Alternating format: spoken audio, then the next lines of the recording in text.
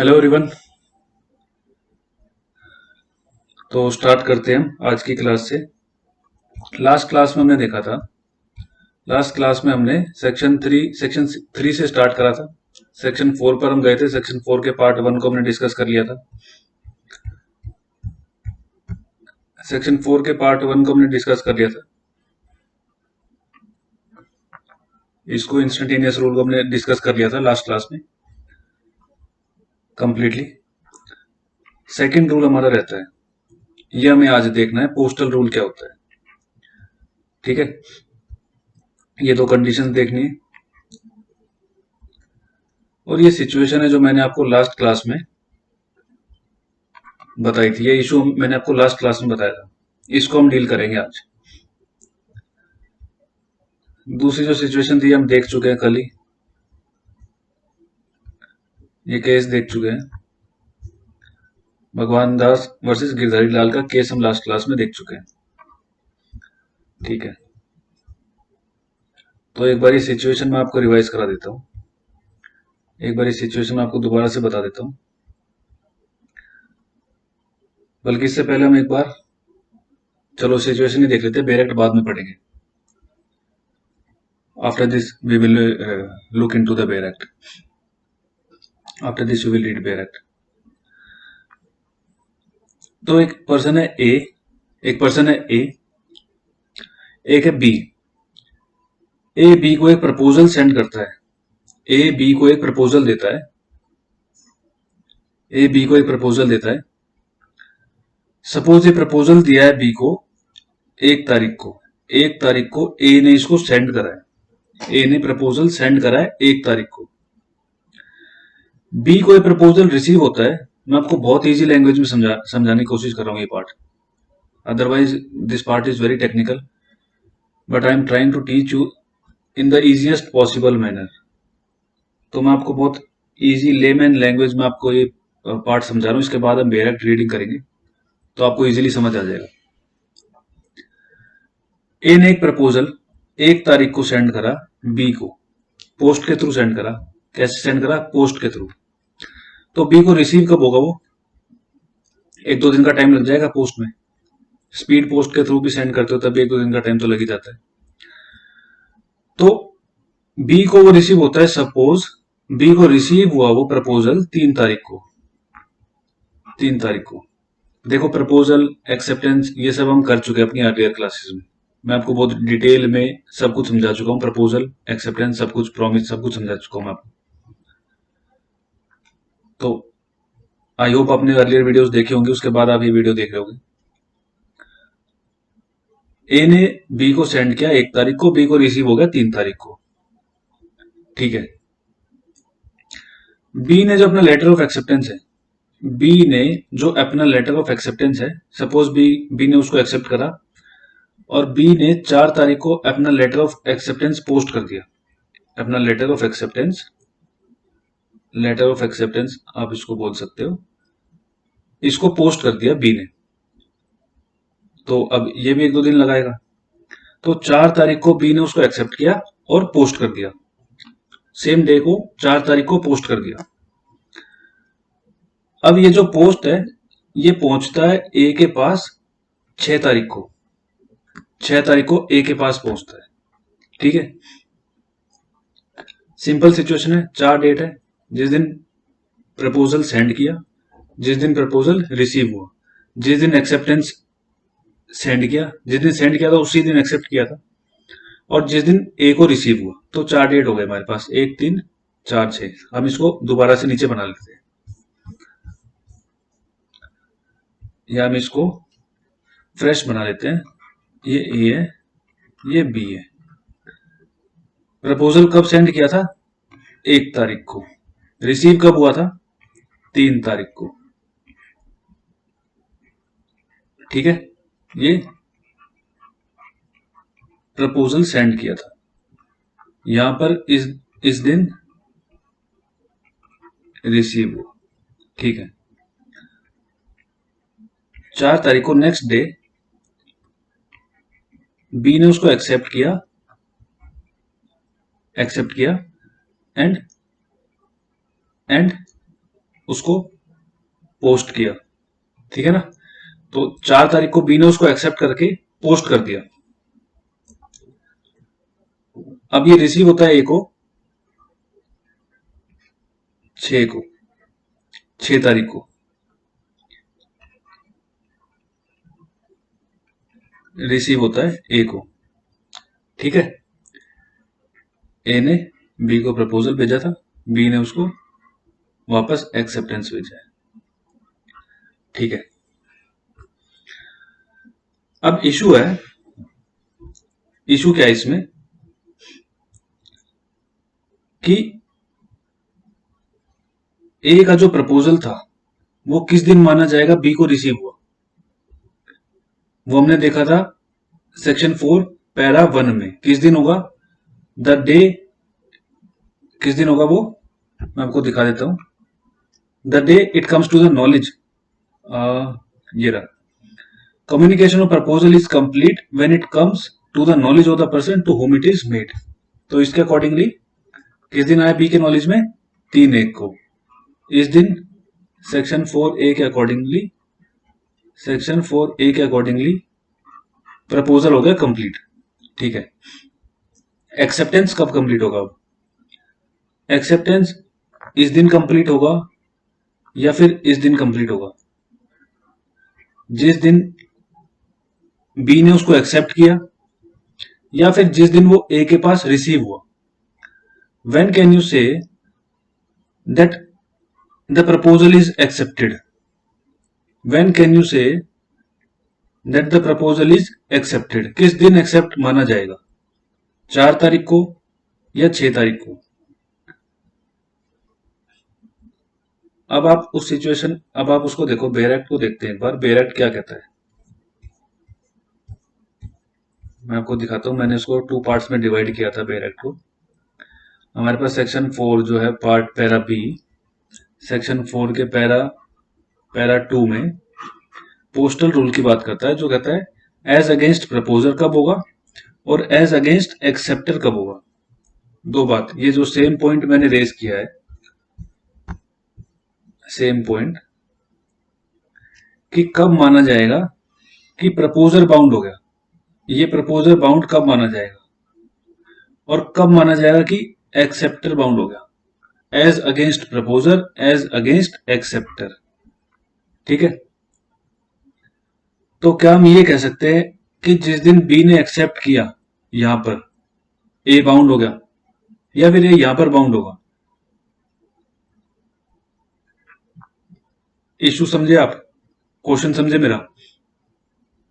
When can you say that the proposal is bound, the proposer is bound with the acceptance of B, क्योंकि हम ये सब पहले देख चुके हैं कि जो प्रपोजल होता है, प्रपोजल जैसे ही उसकी एक्सेप्टेंस हो जाती है, जैसे ही प्रपोजल की एक्सेप्टेंस हो जाती है वो क्या हो जाता है, प्रॉमिस, ठीक है ना।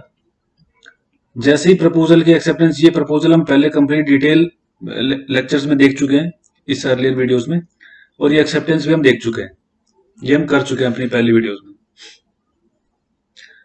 आपने नहीं देखी तो आप जाके उसको देख सकते हैं, लिंक आपको डिस्क्रिप्शन में मिल जाएगा उसका।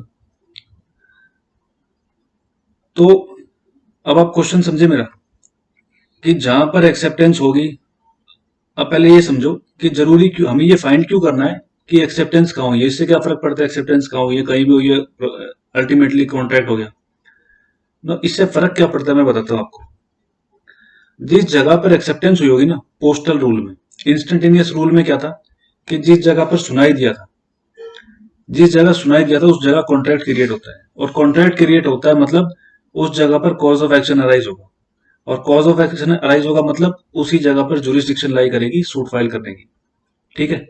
इंस्टेंटेनियस रूल में क्या था, जिस जगह पर सुनाई देगा, मतलब अगर इंस्टेंटेनियस रूल में 2 आदमी फोन पर बात कर रहे हैं, ए ने बी को प्रपोजल दिया फोन पर और बी ने उसको एक्सेप्ट करा सेम टाइम पर फोन पर, तो जिस जगह उसको सुनाई, जिस जगह ए को सुनाई दिया प्रपोजल, जिस जगह बी ने बोला वो नहीं, जिस जगह उसने सुना उस जगह पर कॉज ऑफ एक्शन अराइज हो जाएगा, मतलब कॉन्ट्रैक्ट क्रिएट हो जाएगा उस जगह पर और जुरिस्डिक्शन लाई करेगी उसी प्लेस की, ठीक है।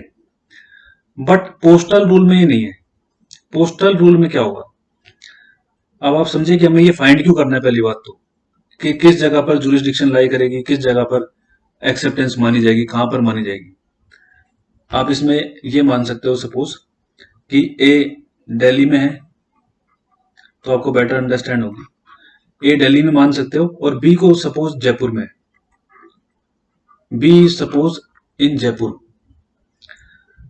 तो बी ने जयपुर से पोस्ट किया है, ए को रिसीव हुआ कहां, दिल्ली में।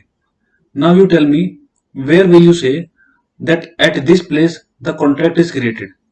किस जगह पर आप कहोगे कि कॉन्ट्रैक्ट क्रिएट हुआ है, दिल्ली में कॉन्ट्रैक्ट क्रिएट हुआ है या जयपुर में कॉन्ट्रैक्ट क्रिएट हुआ है। पहली बात तो ये है इंपॉर्टेंट जानना। तो the answer is the contract is created at the place. In postal rule की हम बात कर रहे हैं। पोस्टल रूल मतलब non instantaneous rule. Non instantaneous rule, non instantaneous rule में किस जगह को आप कहोगे, इस जगह को कहोगे। जिस दिन एक्सेप्टेंस हो गई, जिस दिन एक्सेप्टेंस हो गई उसी दिन उसी टाइम कॉन्ट्रैक्ट क्रिएट हो गया।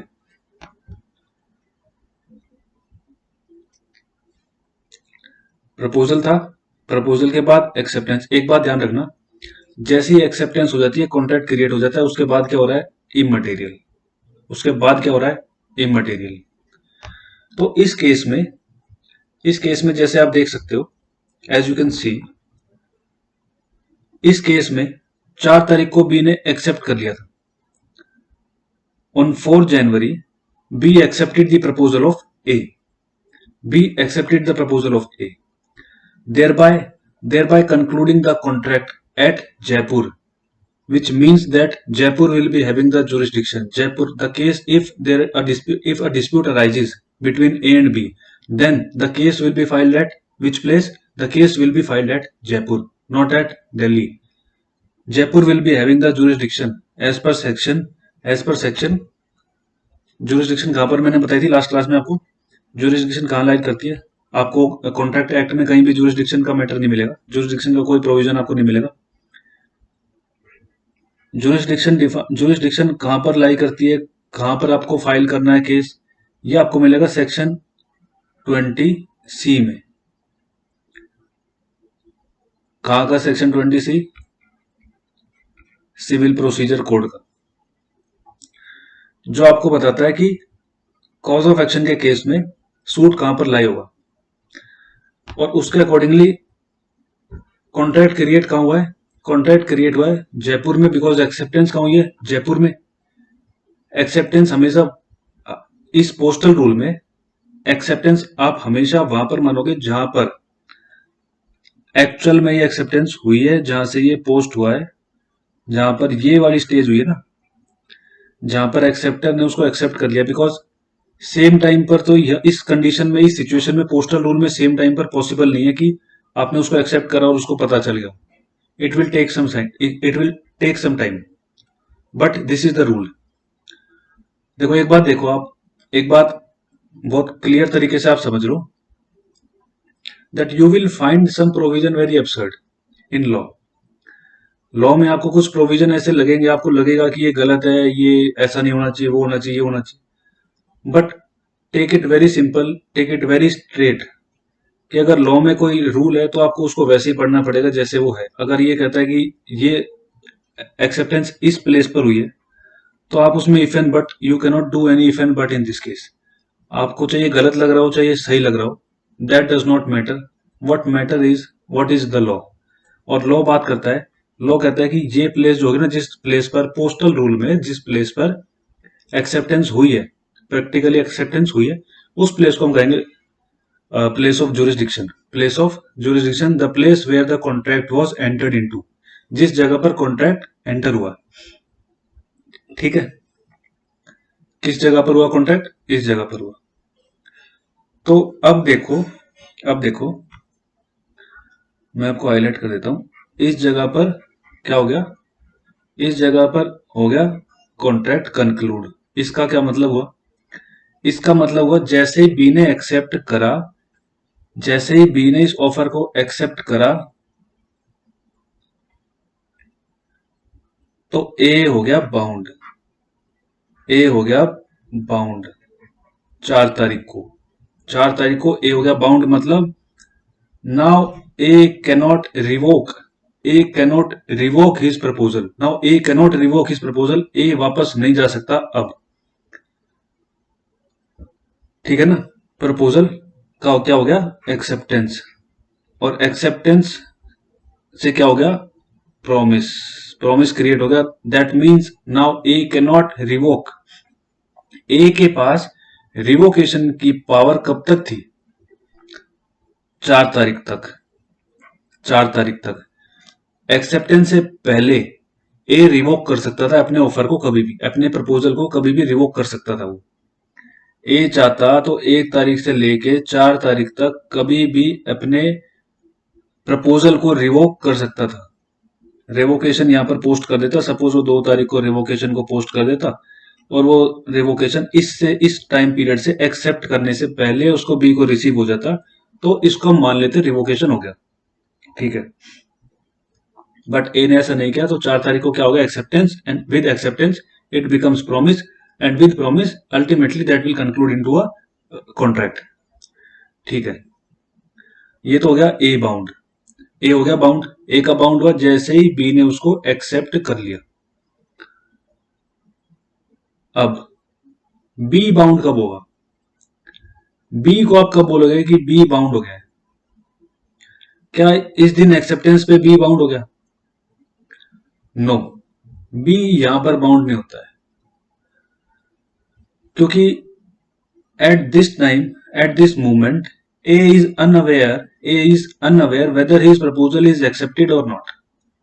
सो in this case B, A को तो पता नहीं है कि उसका प्रपोजल एक्सेप्ट हो गया नहीं हुआ, तो जैसे ये प्रपोजल 6 तारीख को, जैसे ये प्रपोजल 6 तारीख को ए के पास पहुंच गया, ए की नॉलेज में आ गया that yes my proposal is now accepted, 6 तारीख को, 6 तारीख को, अब 6 तारीख को बी बाउंड हो गया, इस दिन बाउंड हुआ बी, समझे। 6 तारीख को बाउंड हो गया बी, इस दिन बाउंड हो गया, मतलब now B cannot revoke, B cannot revoke, B को अगर रिवोक करना था तो बी 6 तारीख से पहले इसकी नॉलेज में, ए की नॉलेज में ये आने से पहले, ए की नॉलेज में ये लेटर आने से पहले अगर बी को रिवोक करना था तो बी अपना रिवोकेशन इससे पहले कर सकता था, बट नॉट नाउ, ठीक है। कम्युनिकेशन ऑफ एक्सेप्टेंस बताया मैंने आपको, कम्युनिकेशन ऑफ रिवोकेशन बताया मैंने आपको, कौन चीज कब हो सकती है और कब कौन बाइंड होगा, ठीक है। ए रिवोकेशन कब कर सकता है, इसके एक्सेप्टेंस से पहले। बी अपना ऑफर रिवोक कब कर सकता है, इसकी नॉलेज में पहुंचने से, ए की नॉलेज में पहुंचने से पहले, ठीक है।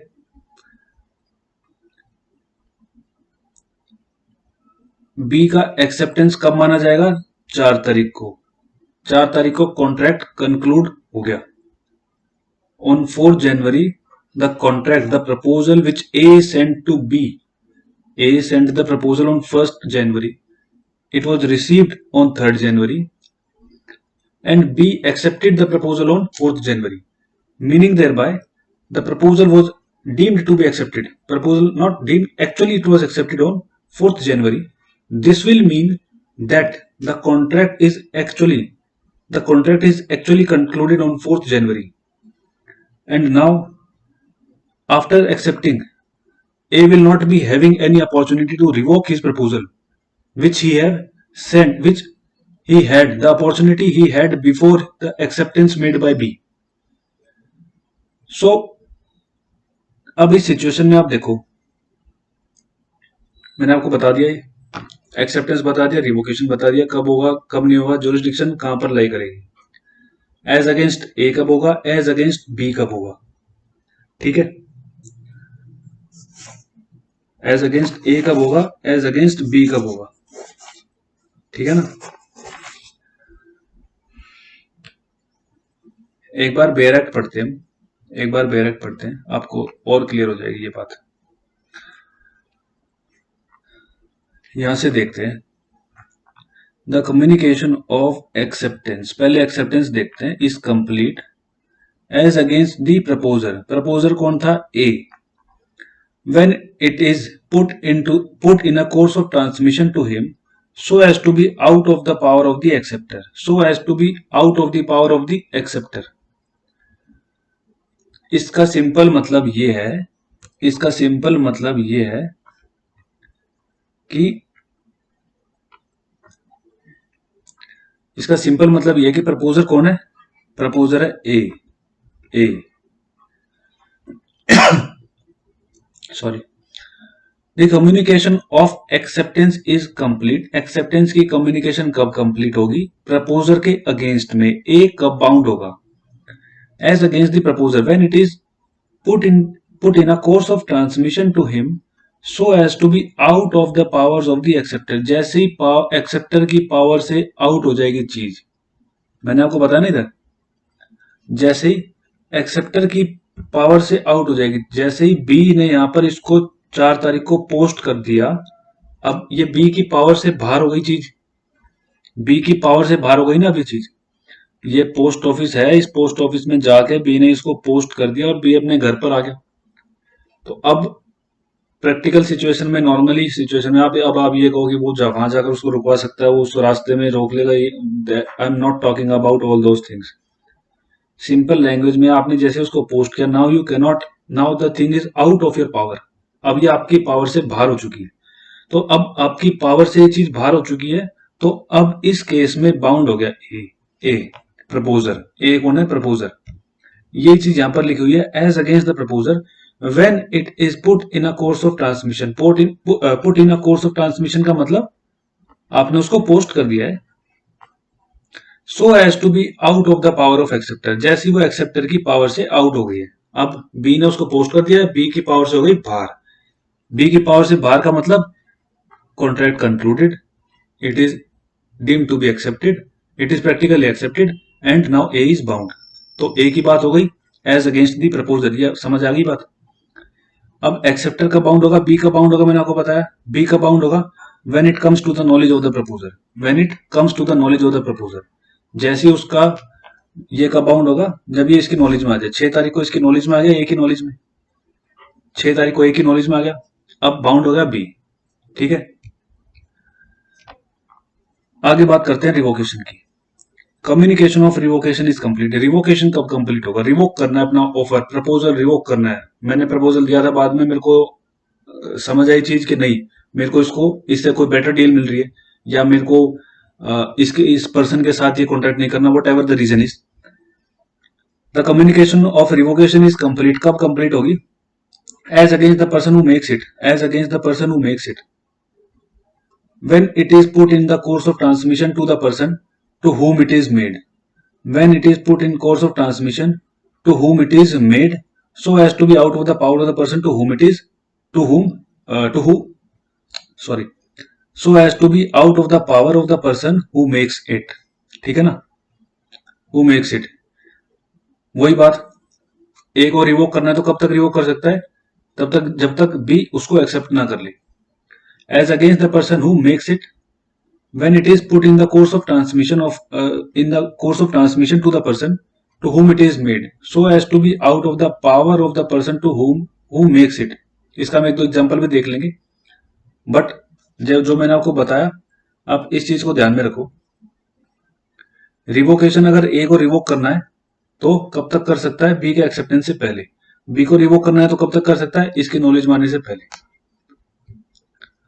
as against the person whom it is made when it comes to his knowledge, वही to whom it is made, B कब तक रिवोक कर सकता है, when it comes to his knowledge, कब तक, जब तक ए की नॉलेज में वो ना आ जाए, मतलब उसकी नॉलेज में एक्सेप्टेंस आने से पहले। ठीक है,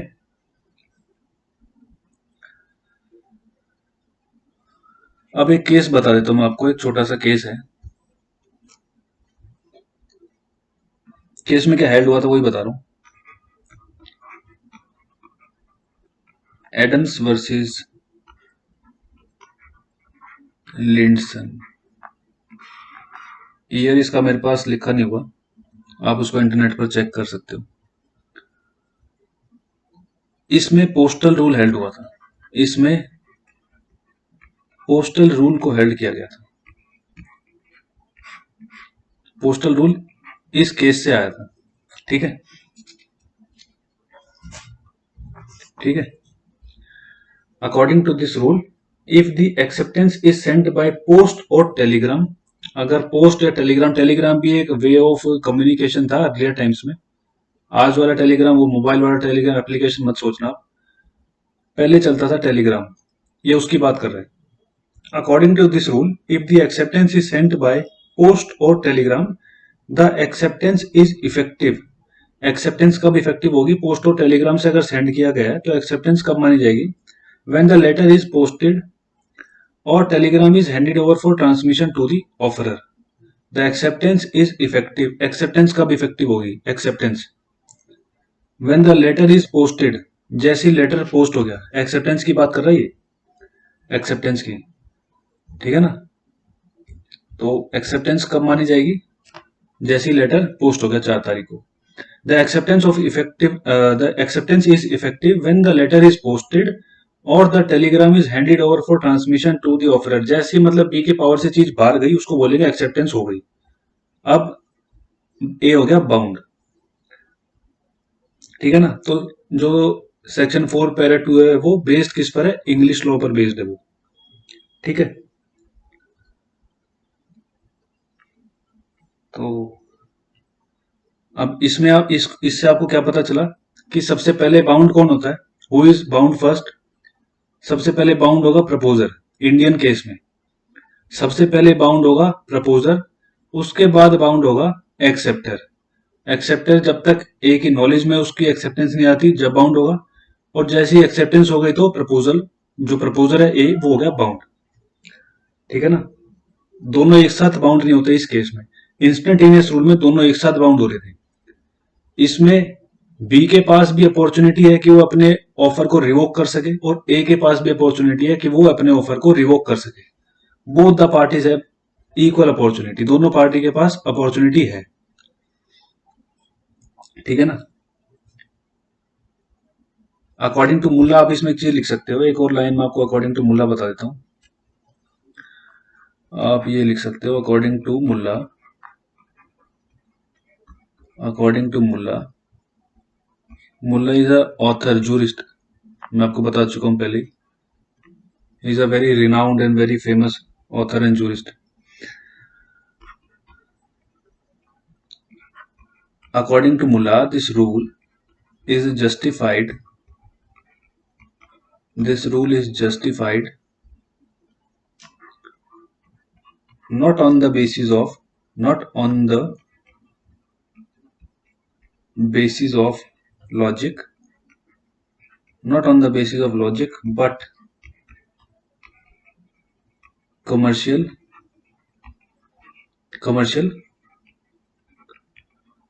convenience, ठीक है।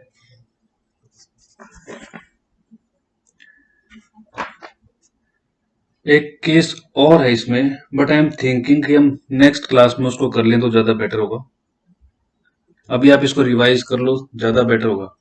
तो नेक्स्ट क्लास में हम उस केस को डील कर लेंगे, वो भी इसमें एक इम्पोर्टेंट केस है। ये सिचुएशन है, मैं आपको कंप्लीट बता चुका हूँ। आप बेरेक्ट रीडिंग करोगे 2-3 बार तो आपको क्लैरिटी हो जाएगी सारी। सेक्शन 3 हम कर लिया, सेक्शन 3 हमने कंप्लीट कर लिया, सेक्शन 4 कंप्लीट कर लिया। एक दो छोटी मोटी चीजें रहती है वो हम नेक्स्ट क्लास में कर लेंगे। So all for today, all for today, take care.